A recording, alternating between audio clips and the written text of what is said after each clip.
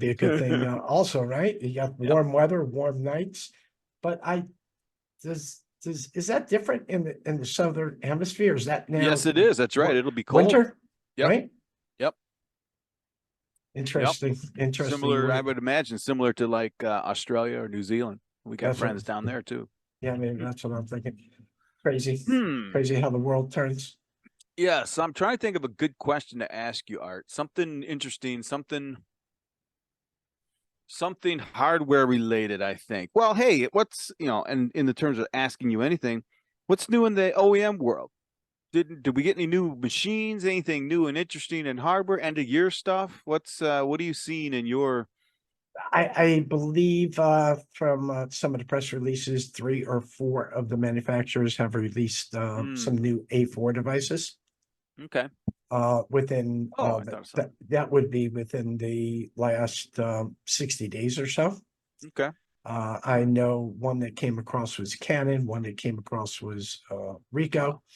Ricoh for black monochrome, Canon for black monochrome. And I believe there was a couple others, but I just can't recall which ones right now. Sure. Sure. Right. Along those lines, Art, I had someone ask me a question. I couldn't give them an answer. I had to go dig around and look for it. And it has to do with, I'm shifting gears on you. It has to do with the Lexmark, right? And the Chinese thing, the Right. 9-star / Yeah. blah, blah, blah. It came up organically over this past week, like 2 or 3 times. Lexmark came up, unrelated, it looked like, but then all of a sudden it's like, oh, okay, everyone's asking the same question. So the 9-star thing, and wait, you guys don't carry Lexmark, do you? Because if you do, that'd be really good. But if I don't remember, No, you we do. don't. No, we Okay. don't. So it might be hearsay from your standpoint. I had one person come up and say, listen, I know there's been this recent buzz, I'll call it, or press coverage of the 9-star Lexmark, slavery's bad, don't buy Lexmark talk track. Right. And this person works with Lexmark dealers. And they told me, goes, I don't know what, I know there's something going on, but they're still doing business. Right. So I go, well, okay, let me ask you this. Has any Lexmark reseller lost business because of the Chinese 9-star thing? I'm sure you can lose business for a whole plethora of other reasons, but has anyone ever told you, because you work with Lexmark dealerships, this person I was talking to, they've lost business because of what happened between the 9-star and the DHS and all that? And they say, no, as a matter of fact, they're doing pretty good. Not from anybody who works for Lexmark, but I did hear there was a quite large order from a dealer that wasn't able to happen for quite a number of machines. Oh, okay. So you have heard of one incident where it possibly could have been due. It was less about supply chain and more about something else. Right, more about those machines not being available because of the what's it called? It's not an embargo, but the ban. They banned. Yeah, because of the ban. Okay. Well, So that's the first time I've heard it, but it's good to hear. right. Well, so that's what you heard. Have you heard anything else? I mean, do you like in the competitive market? Did you ever go up against them that much? Have you noticed that you haven't that much? Are they out there? Not really. You know what I mean? Not really have been up against them that much. I don't see them much in the Jersey marketplace. Okay. So I don't have much interaction with either me competing against Lexmark or winning or losing against Lexmark. Right. Yeah. Right. I did talk to someone else though. I got inquisitive, who is pure federal, right? That's all they do. And I figured, okay, now this person's going to know what's up and what, he probably hasn't sold any. No, quite the opposite. They're still placing lots of Lexmarks in the federal government. And the challenges that they are having is getting the product from Lexmark due to supply chains. Now they're, inside the federal government, there were always machines that or not even machines, just technology that you could not buy from China. This has been in place for That's been years. for a long time. Yep. Yeah. So, And my next follow-up question, well, okay, so what about the new things? Because I was looking at something that specifically said these, it was a government document, said that these whatever line of Lexmarks are considered manufactured in China, not Mexico. All right, so you can't Right. say they come from Mexico. And because they were from China, they were going to be on this embargo, right? You couldn't buy them, all right? Because Right. the trade. All right, that's cool. I understand. Then what my friend was telling me is that there are two different regulations, right? It may be banned from the federal side, but it might not be banned into the retail and commercial side. And that's what he's run into. He hasn't, that's what he's seen. Okay, I can't place this Lexmark model in, and this is, it's way before the 9-star thing because of technology, blah, blah, blah, but it can go into the retail industry and commercial side. Okay. So now what I'm thinking, I'm just guessing that it's now, yes, it can go to the Fed, or no, it can't, but it can be sold commercially. But now commercially, can't be sourced all the way back to China, regardless of 9-star, right? Whatever, China. And there are two lines that can't be sold because of that DHS. Right. And I forget the names of it. So, but the bottom line is I haven't heard, here's the first time I've heard of someone being impacted on because of this. Yeah, right? and I think when I heard that, that was it was not recent. I think it Mhm. was almost well, at the onset of the embargo, right? Mhm. Mhm. So that would have been what, at least a couple of months ago. Yeah, I mean, it changes like well, it has changed. It's evolved. Right. It's interesting. I mean, it's unfortunate, I think, for the guys that the employees that still are at Lexmark. It was unfortunate when 9-star bought them. That was like, oh, geez, well, that's a bummer. Right. How long, even before this whole thing, it's like, how long until it's no longer Lexmark? It's all 9-star, the whole thing. And then even 9-star was bringing out their own printers and trying to bring them here. Correct. And I think that didn't get off the ground, probably because of this thing. Probably because, I have a nine you know, star printer. oh, you do? I have I'm just looking at it. I have a Pantum, Hmm. Pantum. Now, Art, how did you get that? Seriously, did you get it through your channel or through a retail No, channel? I didn't get it through my channel. I needed something inexpensive and Right. for home. And I did the old click Amazon. Oh, Yeah. okay. And that was a year ago. Right. So far, I haven't needed any toner. I'm a little concerned now. If I need toner, then I'm not going to be able to get it. And Yeah, that's right. my Pantom printer is going to go by the wayside. Well, you know what? I don't even know if they're still out there. Honest to God, haven't looked, haven't checked, and it hasn't risen to my, you know, I'm not too concerned about it. I don't see, again, I don't see too much Lexmark business being lost because of it, although it could be happening. I imagine that there's, if you have a customer who only wants Lexmark, they can still get Lexmarks just for whatever reason they're not considered made in China. Right. However that might be, I don't know. Um, it'd be nice if 9-star divested themselves of Lexmark, but for now that's not going to happen, and it just forces the narrative to say things. Lexmark in the U.S. isn't going to say that they're owned by 9-star, but everyone in the world knows they're owned by 9-star. So, when they're saying they're a supplier or 9-star is a supplier, that seems a little disingenuous. But Right. anyway, I was curious. I was curious as to what you had heard anything, and then Yeah, because it came up it's 3 times. yeah, it's not that big, and I don't have that much in the Jersey marketplace. You're a little bit more how can I say more of a national type you Yeah. you have more time to speak to people over a broader audience, where my day job is still schlepping print devices. And at Yeah. night, I have the opportunity to, of course, run the website. Yeah, that's cool. Right. Well, speaking of schlepping copiers, what's new? Seriously, let's think about it right now. What's going to happen in the next 6 months?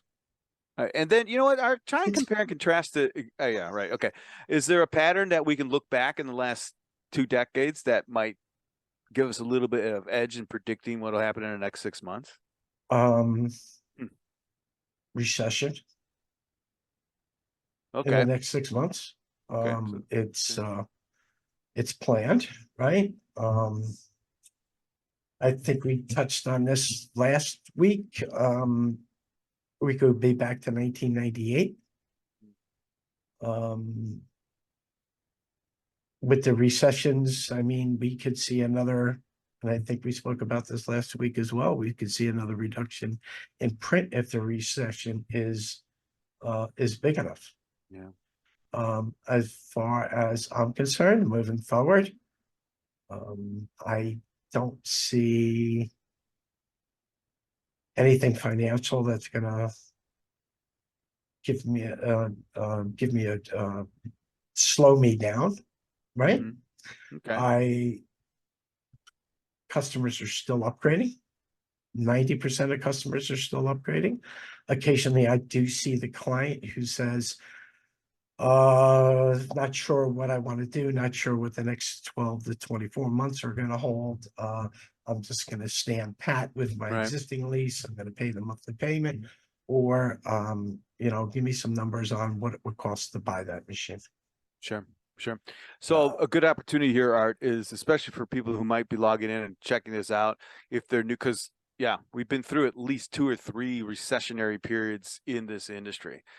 For those who haven't, and they're in the trenches, Art, they're selling 5, whatever, 10 machines a month. They're trying to.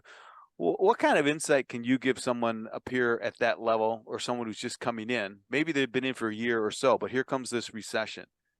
What are maybe 3 things that they can do to survive, if not thrive through that? And What, maybe you what, could explore that. what's always been number one is clients will always move forward if they can save money, right? Okay. The All right. old adage, what I'm spending, right? If I can reduce those costs in uncertain times, yeah, I'm going to move forward.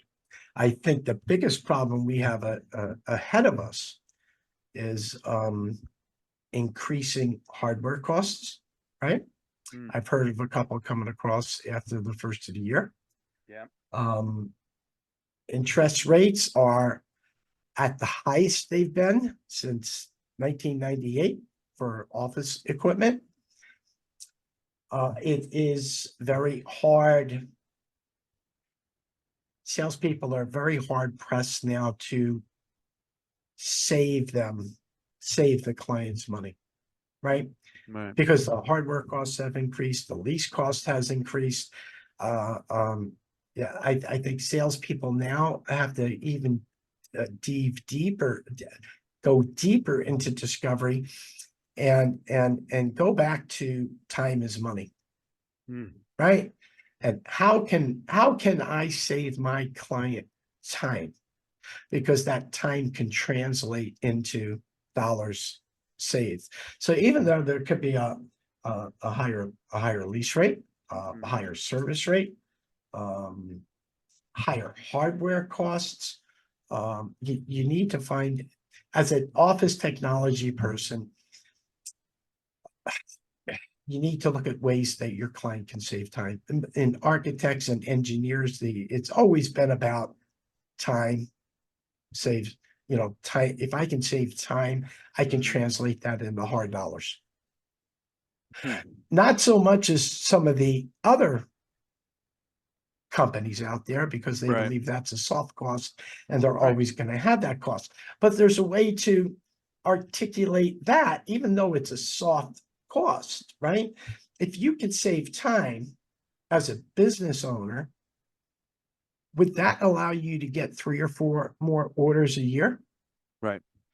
And if you answer that, hey, yeah, all right, I can get 3 or 4 more jobs per year or orders per year. Okay, well, how does that benefit your company? What is going to be the expected revenue or the profit for that, Mhm. right? So Mhm. then you can take that number and go back into time saved and say, yeah, even though you're going to pay maybe um, uh, $800 more per year on your existing office technology costs, Mhm. you've Mhm. just told me you're going to get probably 5 or 6 more jobs that is going to generate tens of thousands of dollars. Right.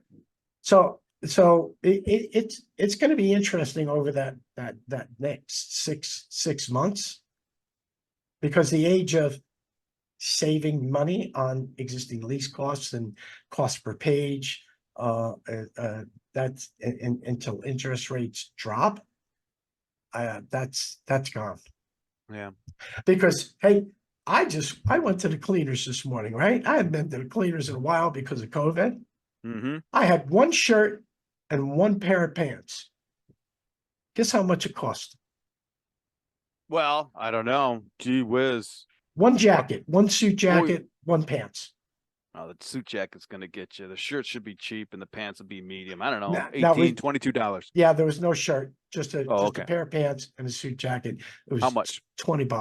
Mm. I'm like, fuck, $20. I know. I need to raise my prices. Well, yeah, I know. So, So well, I mean, so the talk track you just gave, right? And unfortunately, I've heard it, we know it. I've heard it a million times. I've said it a gazillion times, right? And we've told reps over and over that that's what you have to do. And you definitely got into it. It's like some customers, a lot of customers see that as a soft cost you're already going to incur. So why do I Yep. need to worry about that, right? That's the mentality here. Show me the hard cost. Show me the hard cost. correct. So, I mean, we've been trying to, not trying, but we've been utilizing that. At least I can tell you, save time is money, save time is money, save time is money. It's always been that way. Do you think that it's more now, that more receptive than before, from the client standpoint? Are they okay? Because here's where I'm going. Most customers now are more, not intelligent, more knowledgeable, but they've plugged into other avenues of information than they had 10, 15 years ago. So they're, most, in my opinion, most business users would more easily equate time to money. Do you feel that that's just a two-part question, Art? Do you feel that that part is there on the customer side? And do you think our salespeople know enough now to articulate just what you said? So no, I think Knowing your both? average rep is not that articulate to bring that across. Okay. I think that what was your first one again? Is the customer smarter now than it was before? They were before. Right. Are they I think not more likely to equate time and Right. money? Because back in the olden days, no way. You could try and float that and it might work, but when it got right down to it, it was a number on a spreadsheet. Right. Okay.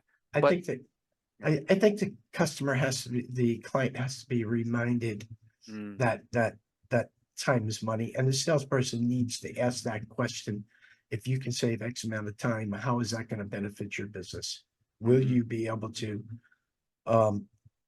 gain more revenue? Will you be able to gain more profit? Right. right, And then that's more of a business conversation rather than any type of sales conversation.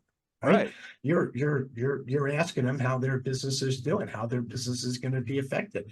Of course, everybody asks you to, talk about the client's pain, but in a lot of cases, a lot of clients don't have pain, Right. right? Or they're oblivious to it and that's fine. I mean, the ignorance is bliss thing. And here we go. I mean, yeah, maybe they got pain, but they've been working that way for 5, 8 years. Whatever. I'm used to it now. This is the way we do it. I don't have to worry. I'm not going to worry about the copier being broken because I got to worry about my trucks being out there or whatever it is, right? Whatever it is. Right. And Right. so, well, it's a little bit alarming that, not alarm, but there is a red flag here about what you just said about the reps. So I've been a party. I know you have too. We've been a party to many training programs, whatever you want to call them, from dealers all over the country. I mean, I've been, so it's like the talk tracks really haven't changed that much since the late 80s when solution sales, when computer guys got in and started selling software and solutions, and VARs, value added resellers, value add became an issue. Right. The talk tracks from the teaching side really hasn't changed that much. I think it should, but it hasn't. And I think we've got new blood in the sales realm, right? Do you see do you see there being a deficit in the teaching, or is it more along the lines of people don't want to learn it and they don't care, or is it the commission structures aren't set up to, encourage sales reps to learn? I think commission structures are Oh, really? fine. Good. I think it's I hate to put it this way, but I think it's more people are just treating this as a 9 to 5 job, sales. And I've never known sales to be a 9 to 5 job. You've always had to take the initiative to learn stuff on your own, right? Right? Mm-hmm. Learn more about your craft, learn more about your equipment, or learn more about what your solutions do. And then parlay that into that business conversation. Somebody told me we were at a event last night for Stratix holiday party. Mm-hmm. And I was speaking to, I forgot who I was speaking to, but for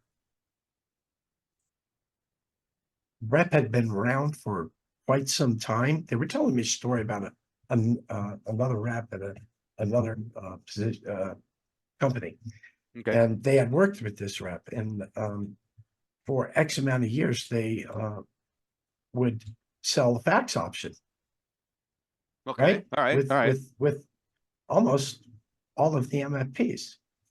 Okay. 4 years later, that rep walks up to the manager and says, I've been selling this stuff fax for years.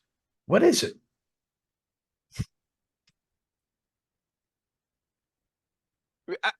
Problem number one. Well, yes, okay, that's a problem. But is it? I mean, he's been selling it. He obviously didn't need to know about it. I understand, but Uh, if they really knew what it was and what it did and some of the technology behind yeah, it, could they have sold more? absolutely. Right? I Yeah, think you're right. It's yeah.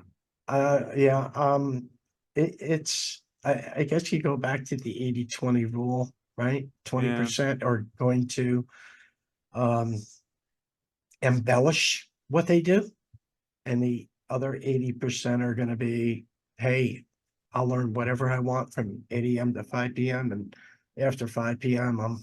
I'm checked out. I'm done. Well, you know what, Art? It's a little bit worse because that 9 to 5 or 8 to 6 or whatever you want during the day, that is chock full of opportunities to learn. And I mean it, to me, as it used to be, sitting in front of a CRM, sitting in front of a order entry system is not there's ability there to gain some business acumen, maybe with the CRM and the invoicing system, but being in front of clients and going in businesses, even the ones prospects, even the ones that you don't get. All right. You've got to have your antenna up. You've got to be able to find out how that prospect's business runs, what That's correct. challenges they have, Yep. how they're addressing them, how they're failing at whatever, but get in deeper into that, how that business works. And if they, far be it from me, but if someone says, no, I don't want to get a copier from you, but you've gone through 30-day cycle, you've learned about that business, that knowledge that you put between your ears doesn't go away because they didn't get the order. You take that to your next opportunity, and your next opportunity, you remember this, you build on that acumen. Correct. And I don't know too many reps that think that way, right? We're not talking about going home at 8 o'clock and cracking a book and starting to read about, accounts receivable and accounts payables. That's not now you can go out and do some quick research on a vertical, but gosh darn, if you're visiting a small manufacturer at 9 and a large wholesale distribution at 1, and then finishing out with an HVAC guy, there's a ton of stuff you can learn about business just from those 3 types of businesses, just by asking real good questions. Correct. Right. And by the time you ask those questions, the guy on the other side of the table your respect level goes up because you're asking about, how the hell are you getting new sales? This is a tough year. How are you making new sales? You're not saying, how fast do you want your printers to print? Right. Another thing for salespeople too is maybe you just concentrate. And I know this is tough, because your CRM can have a uh, conglomerate of different types of accounts in it, but maybe they concentrate more on, like you said, HVAC companies. Oh, Maybe they concentrate more on engineers and, they each engineer, each HVAC company that they're at, they learn more about how that business operates, right? absolutely, Art. Right, Absolutely. And right. and And you become the guru in that niche. with that vertical market. Here's the beauty to that particular, say it's HVAC, right? First off, there is a community of HVACers, of screw and die manufacturers, of fender manufacturers, light bulb. All these people have a separate community, right? They all do. And it goes back to what I said. So if I go into an HVAC guy, HVAC, it's a great example. You can have a 5-man outfit, right? And then you can have a 150-man outfit. They have the same basic core ideas, but the problems are at higher scale, but there's even more of them. But what you learn from asking the right questions from HVAC to HVAC is it's valueless. You have so much value in your brain because you took what you knew at ABC and talked about it at XYZ. Yep. And then here's the other thing is like, it's now a third party reference. I love this. Well, I was just talking to Joe over at blah, blah, blah, and he had this problem with da, da, da. And this is how we solved it. Yeah. Well, that's the best thing. But think about it. You don't even have to have Joe as a customer. You're absolutely correct. So I was just talking to Joe. Oh, you're talking, yeah, we're talking about this, that, and the other. He had this problem, and it's really, and it could be something that you can't solve. That's the one thing I love. What you got? Man, our mechanics quit, and I don't know how I'm going to handle this thing. Well, I was just talking to Pete, and he met this other dude. So, it's a networking thing, but that builds credibility, right? And then they're going to share more information because you're talking business. You're not talking copiers. You're talking business. You're not talking cost per image. Yeah. Right. Scan speed, print speed. It's going to get to there. It may never get there. Right. Once you build that, and I'm sounding like an old sales guy, but once you get to that level, because there's some inherent trust that comes with us. This guy does know what he's talking about. He does know HVAC. His prices aren't out of line. I don't care. Get to the point where they don't care if it's Samsung or Panasonic or Xerox or HP. They don't, give a shit. They just know that whatever I talk to this guy about or this young lady about, she understands my business, and I trust her enough to pay $800 a month for this machine. Boom. That's it. Right. At first, but then, so I mean, back to your original. Yeah, you can learn. I think you can learn 9 to 5, and you should be learning 7/24. Yes, always be learning 7/24. And I guess from, I don't know, maybe from being in it so long, right? That's just it's second nature. It's almost a curse.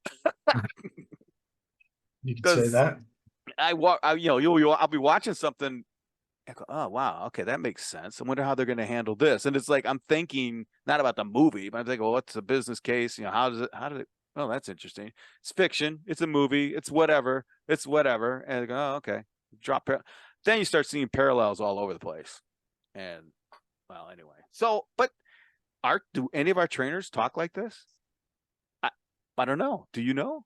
So, I'm not involved with a lot of trainers anymore.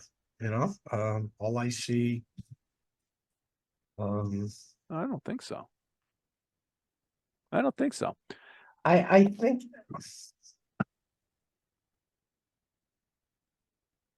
I would even say, Art, that so our conversation we just had just now. Think about your owner at the dealership.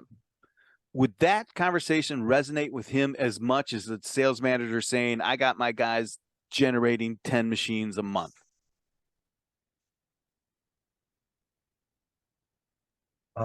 Generating 10 machines a month is outstanding. Right. So I think that dealer owners understand they need to keep the training going, right? Yeah. I think training, of course, we know it's out there. It's just I can't answer that because I don't know what everybody else is training on. Yeah. What I do feel is lost. What I do feel is lost is that core training for salesmanship. My gut is that more have become order takers than salespeople because, quote unquote, nobody wants to be sold anymore, right? So you look at those questions, those trial closes that were very popular. Are you going to keep the equipment in the same place you keep it now? Or are you thinking about leasing or buying? Well, I don't wait a know. minute. I don't think a lot of that is being asked anymore. Oh. Well, to me, that seems like natural questions. I know they're trials, but still, it's like you want to know that anyway. I guess. Well, Wow. I don't think some of that older stuff, because the mindset has changed to uh, don't hard close people, right? Don't don't don't don't ask them that. Well, when were you thinking about buying, right? What Okay. or people ask that, but the hard closes would be uh well, trial closes, were you thinking about leasing or buying? Or are you going to keep it in the same place that you've kept the other machine?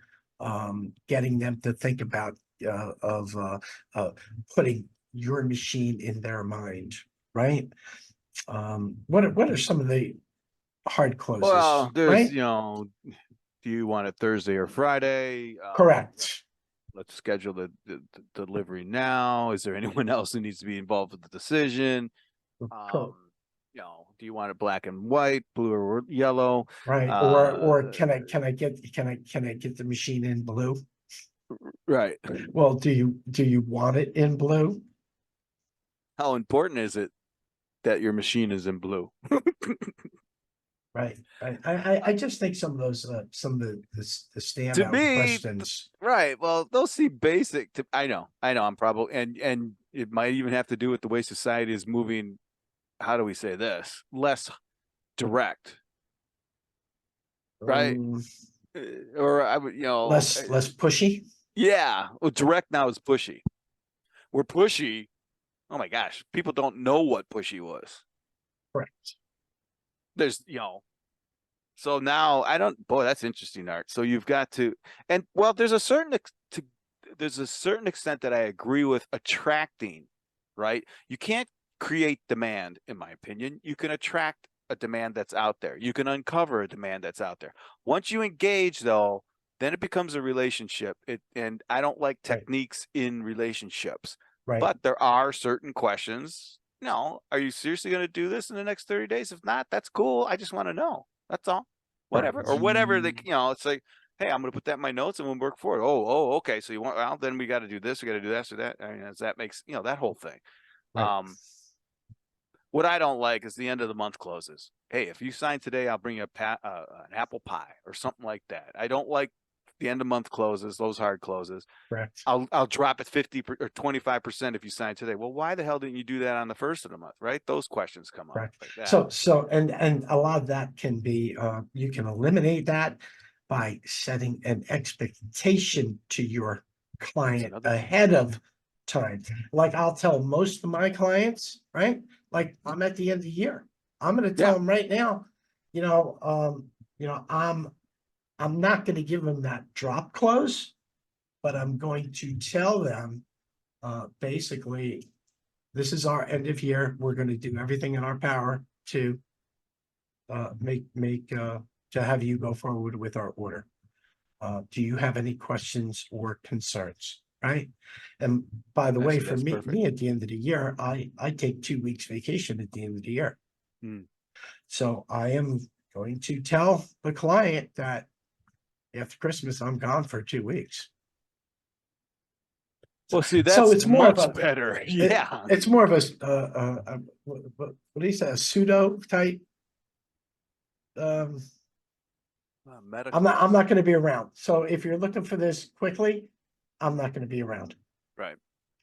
Also tell customers that this is our busiest time of year, right? I like doing that up front. Listen, it's Well, good. you And do I it would up do that front, on time frames. Like, golly, between Thanksgiving and Christmas, it's going to be crazy. correct? Let's You get set everything those going as soon as possible. expectations, Yeah. right?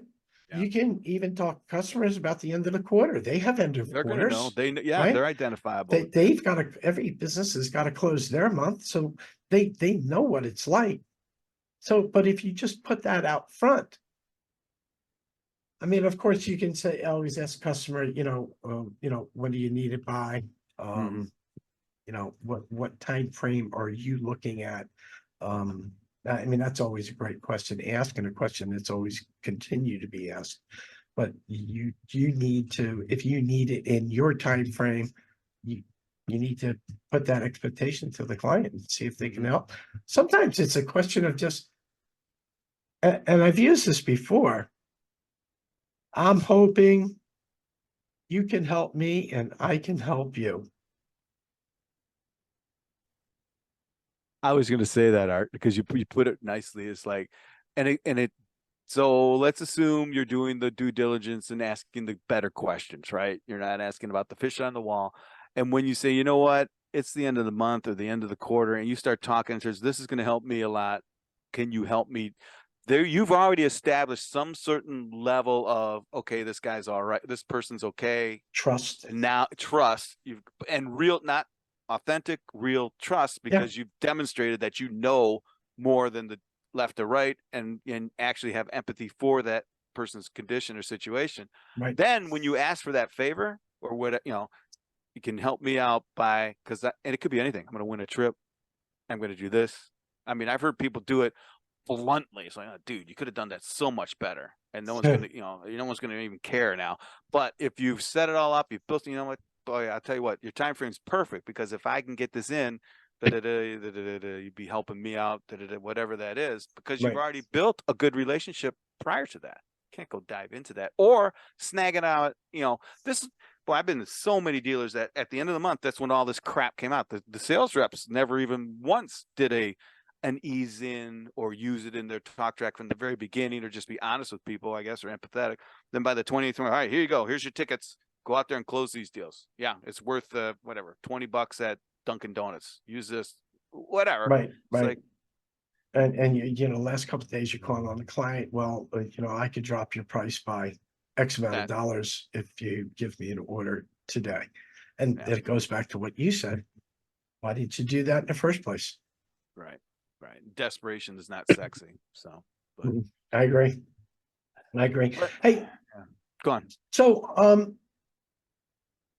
I got a question for you. You've been asking me a lot of questions, Yes. right? Mhm. How long were you selling managed print? How many, Since let's see, when did you start? 2007, I think, in that range, 2007. When I would Right. say it was officially I was officially into MPS with a big, huge value-added reseller with HP. So I think HP had their MPS program out, whatever it was back then, for a couple years Right. before. But it And was how many nothing. years were you doing it? I did it, gosh, technically up to like 14, 15 in that range. But Okay. towards the 11, 12, and 13, I was doing it, as a hired gun. Got it. What Right. does that, what does a hired gun mean?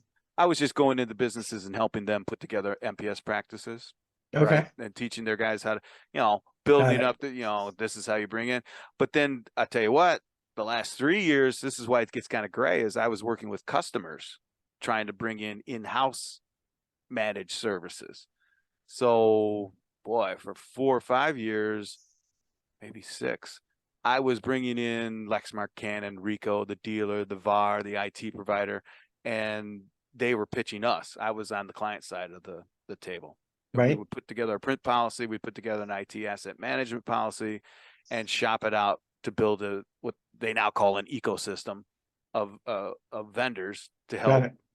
do this thing.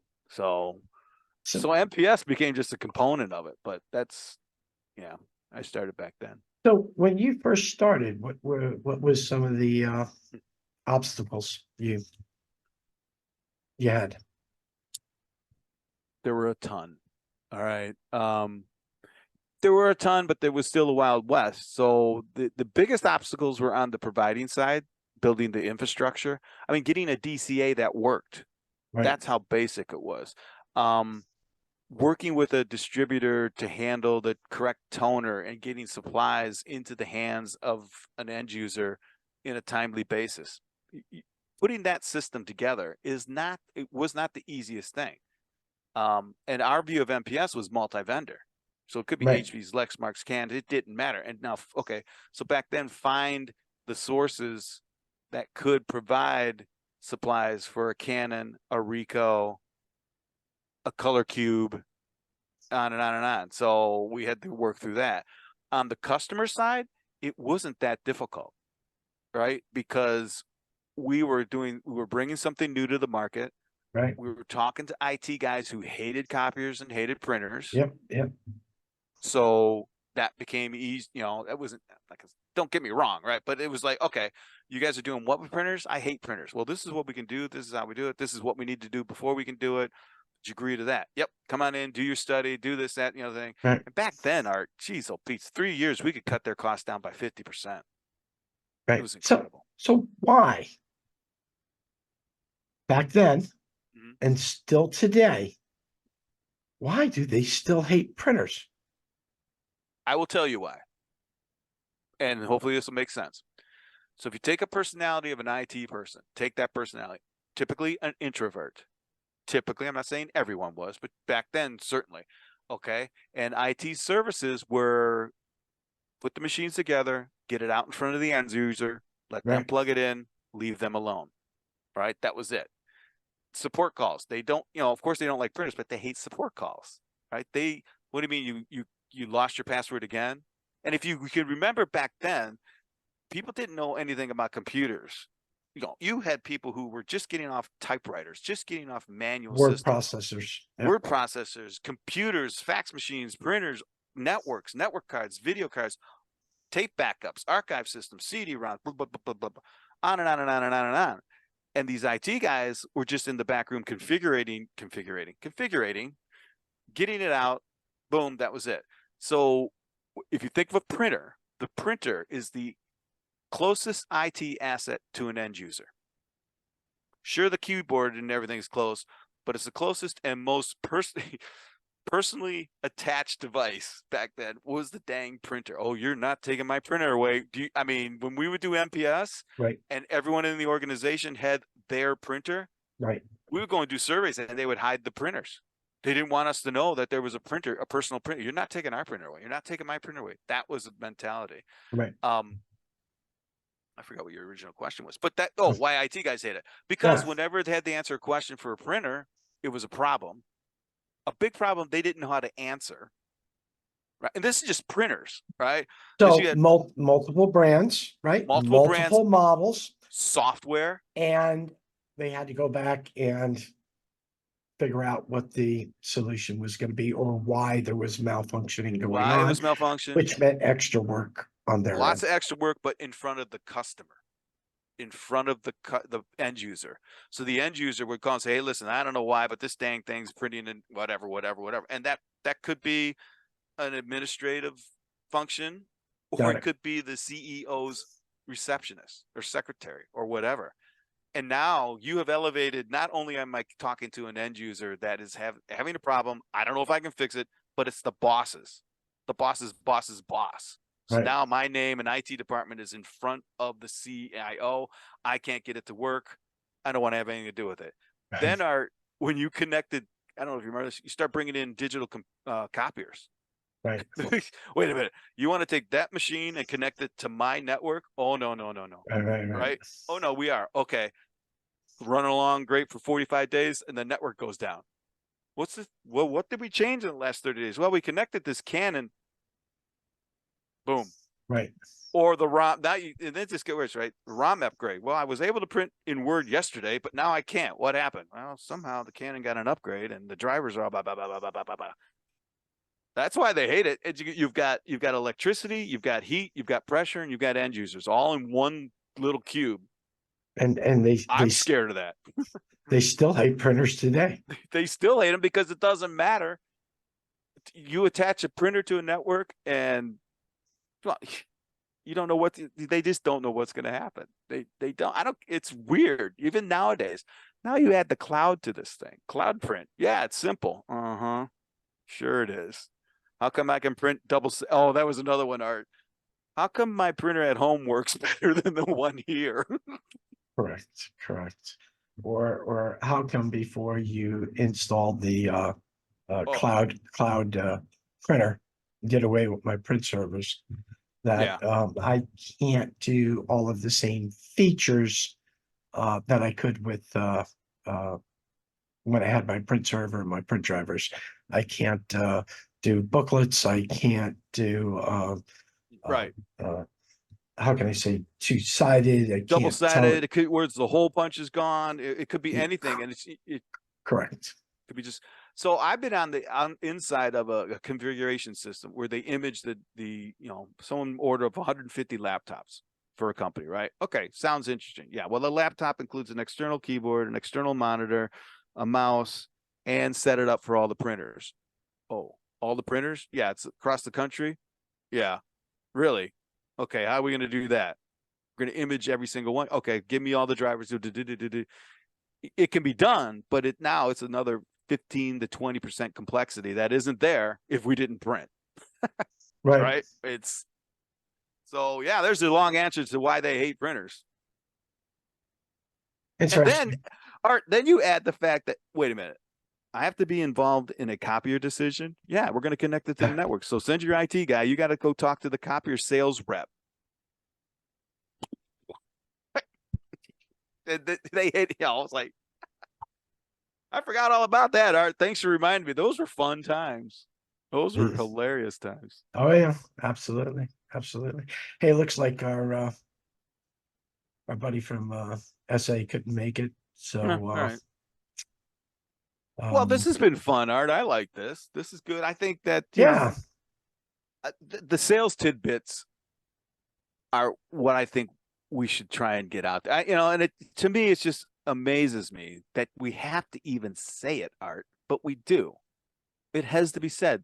Either the establishment isn't saying it or something, but these basic things on it isn't how to sell, it's just how to be a person and, bring something cool to the market and make those people, your customers' lives easier. That's all it is. That's all it is. We're not saving, well, maybe we are, but that's all we're doing. We're going to make your life at work easier. We're going to make your life, processing invoices and all that stuff that they hate. We're going to make it easier for you to do that. That's all. That's all. Yeah, just give us a chance, right? Yeah, I mean, give us a chance. Obviously we have to know what we're doing. Yeah, that we have to make we have to make promises that can be kept. That's right. That's a big one. But as far as the sales talk tracks and stuff like that, I think that the training is still in need of another revision. Can't believe it. But there you have it. Yeah, I would tend to think so. I wish I could sit in on some, how some other others do their training. Unfortunately, I can't do that. But I would definitely. I'd love to audit some of the training sessions just to see what's up and critique and talk about it. And maybe don't even have to do that. We might have to reach out to someone and say, okay, you sent all your team to sales training. What's been the ROI? Right. I don't know. Right. Yeah. Sometimes I don't know. Sometimes you get back to basics, right? Absolutely. It's not complicated. It's more about being a people's people, right? That's all it is. You've got to have some business savvy, some business acumen, but that's not asking too much. It really isn't. Not in this world, not today. We don't have to send anyone to accounting and managerial classes. As a matter of fact, those would be detrimental to what we want to do. Just make some observations and learn in real life, IRL, how things get done. Heck, I didn't say, now we're going, I tell new sales reps, go find out how your company, your dealership processes contracts. Go see how your dealership cuts checks to its vendors, the electricity, find out the workflows. How does, it's going to be crazy. how their AP works, how their AR Right. works, how HR works. Oh my Yes. gosh. HR. How do you hire? What do you do when you hire? What are the tests? How do you keep these records? Everything that you talk to your prospects about Yeah. should be modeled or is modeled in your own business. Now, it may not be working, right? You're not, the cobbler's son has no shoes. That's true, but you can at least get a taste of a field. And then guess what you can do out in the field? Well, I was just talking to my accounts payable people at my business, and this is how we handled that problem. Right. And it's the truth. Mhm. So, boy, I agree. right, now you got me going. You got me going. All right, we're 6 minutes to the hour. Or Yeah, 5 let's minutes call to it. the hour. It's been a great time. Hey, so everyone out there, if you enjoy what we're doing, please plug in for the next time we're going to do this. Greg, are we going to do this right before Christmas? I say yes. I think we could have a pretty good show right before Christmas. I like it. I think it's a good idea. Let's do it.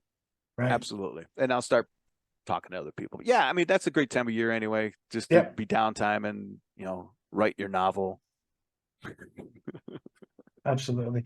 So again, feel free to join us at any time. We're always going to have the link on my site, Print for Pay Hotel, or Craig's going to put it on his LinkedIn Yep. platform, or I'm going to have it on my LinkedIn platform.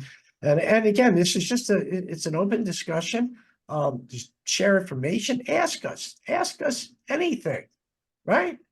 Maybe Anything. not about what happened in the early 80s, but Oh, I remember. I could have some stories about the 80s as well, selling copiers, right? We get to the 70s, I'm done. I can't help you there. No, I can't either. I started in 80, and I have got some 80s stories that would probably floor a lot of people about selling copiers. I started in 87, not in copiers, but technology. So yeah, you got me on that. Congratulations. Yeah. Yeah. So copiers back then were pretty interesting, uh, pretty featureless, and you could do some amazing things with copiers that didn't have document feeders. With that, I'm going to end this show. All right, Art. Have a great weekend, man. You too, Greg. All right, take it easy. Bye-bye.